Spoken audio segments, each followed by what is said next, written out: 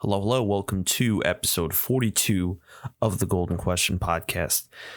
In today's episode, we are going to be asking and answering the question, why Bitcoin is not money. I'm interjecting here and I'm just prefacing this podcast. I am a little sick, so if you do hear some heavy breathing, that's why, as I just did right there. So hopefully you guys can forgive me for that. I'm recovering from a bit of a cold.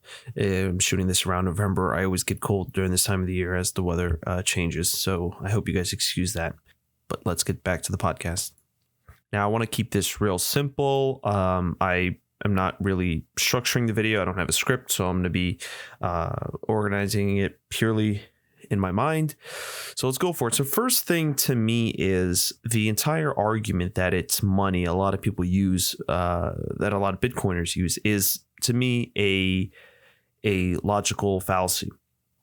And that logical fallacy is the circular logic fallacy. And the way the argument goes is Bitcoin is money because of its use as money.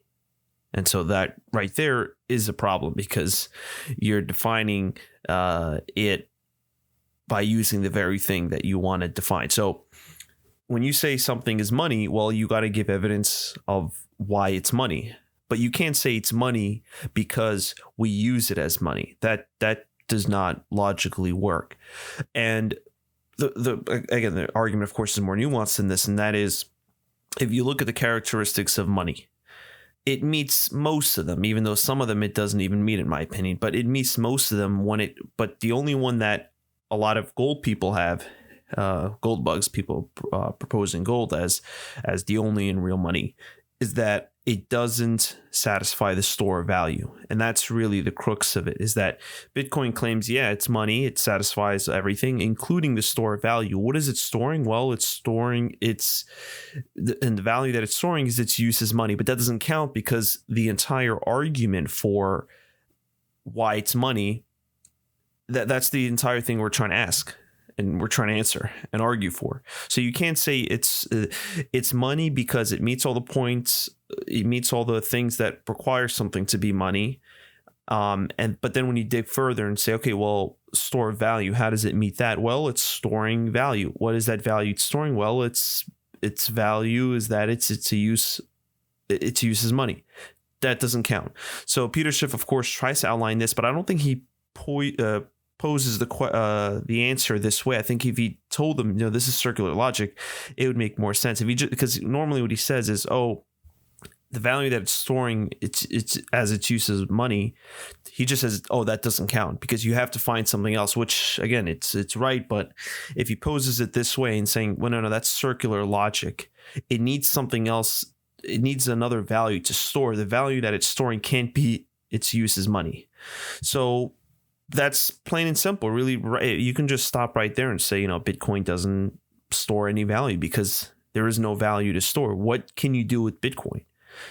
The whole point of money is that money comes about from something that pre-exists and has a use outside of its use as money. And I hate to even pose it that way because for something to be money, it's generally a classification that's put on something that's already in existence in the economy. And that's the problem with Bitcoin, is that it tries to put the cart before the horse and tries to make something money without it. People don't know what it is. It has no history. And so they just try to make, again, this is where it kind of boils down to another logical fallacy, is they try to make something from nothing.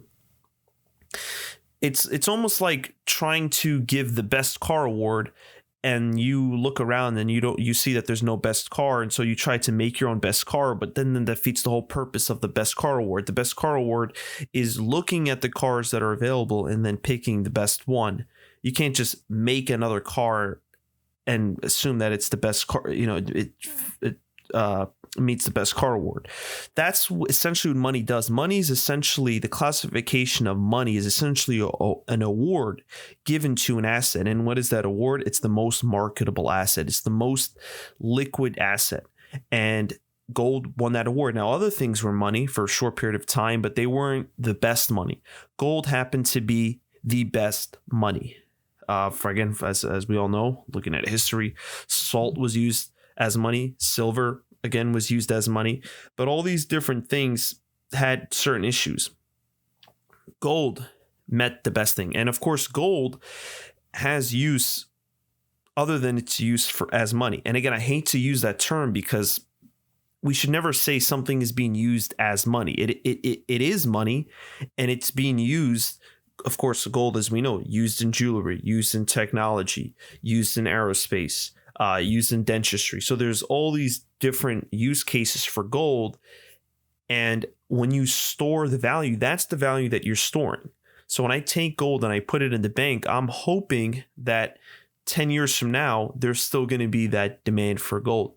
And what's interesting is, and I forgot its use in, I think I said that, yeah, and its use in technology. What's interesting with gold is that we're seeing new use cases for it that weren't in existence before. So, of course, gold for the longest time has always been used in jewelry. And I think that's the first thing that it was used for. It was just a very visually appealing metal.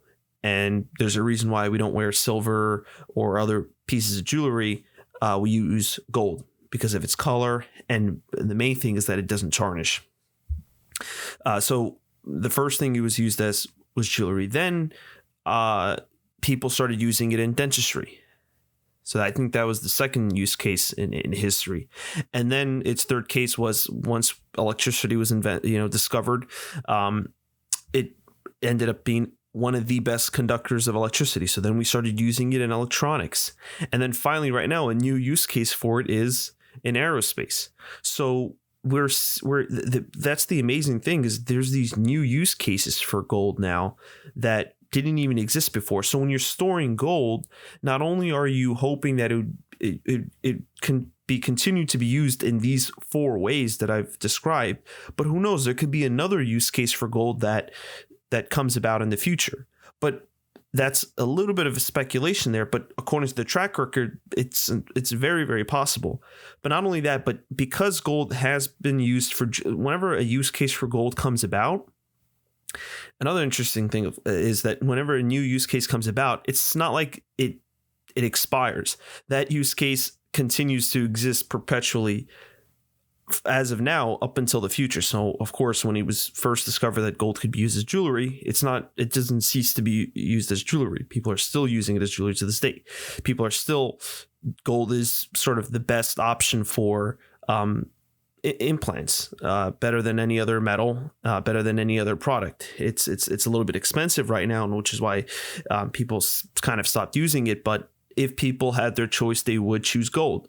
And there's also a whole bunch of things in technology that we could use gold because of how good it conducts electricity, but because it's expensive, we haven't been using it. But had we been given choice, your entire computer would be made out of gold, or a large portion of it.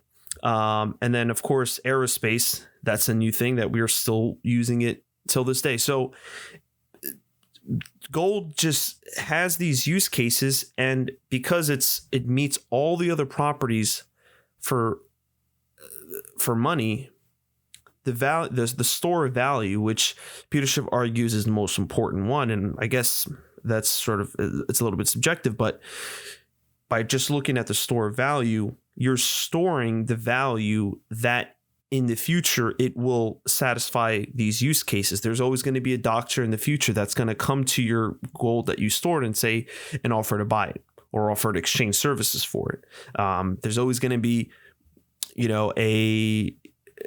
an astronomer that comes to you and says, you know what, we would like to use your gold. There's always going to be a jeweler that comes to you 10 years from now that says, I would like to use your gold. So there's always going to be a computer scientist or a computer technician that'll come to you and say, I would like to use your gold. So there's also going to be someone that comes to you and says, you know what, I would like to use your gold so that I can store it.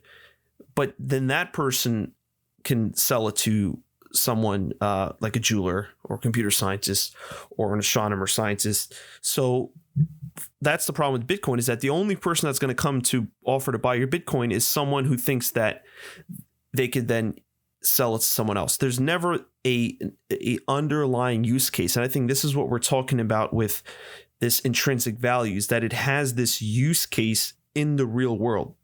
That's what gives it this intrinsic value. Its price is whatever. That's just a function of the market, as Peter Schiff says. Price, and again, I'm quoting him, but of course he didn't come up with this. But all price is a glimpse in time where supply meets demand, and at that moment, that's what the price is. And as Warren Buffett also famously said, price is what you pay, value is what you get. So we clearly know that there's a distinction between value and price. And yes, Mises does say that value is entirely subjective, but I think a lot of people kind of extrapolated or too easily summarized what he said. I think it's a little bit more nuanced.